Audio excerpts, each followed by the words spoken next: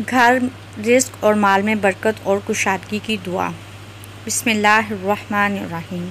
अस्सलाम वालेकुम व्यूवर्स, आज की वीडियो में हम आपसे वो दुआ शेयर कर रहे हैं जिसकी सिर्फ़ एक तस्बीह पढ़ने से आपके घर में बेपनाह बरकत, वुस्अत और कुशादगी होगी इंशाअल्लाह या रहमान। व्यूवर्स, अक्सर देखा गया है कि लाखों कमाने के बावजूद घर में बरकत नहीं होती। महीनों का राशन दिनों में ख़त्म हो जाता है।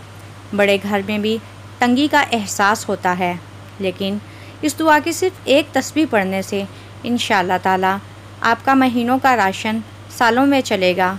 वही छोटा घर इंशाअल्लाह ताला कुशादा महसूस होने लगेगा और इस दुआ के पढ़ने से आपके गुनाहों की बख्शिश भी होगी।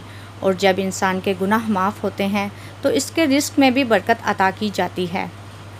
व्यूवर्स, इस दुआ को आप नेक अमाल में इजाफ़े के लिए भी पढ़ सकते हैं। आइए अब आपको वो दुआ सिखाते हैं।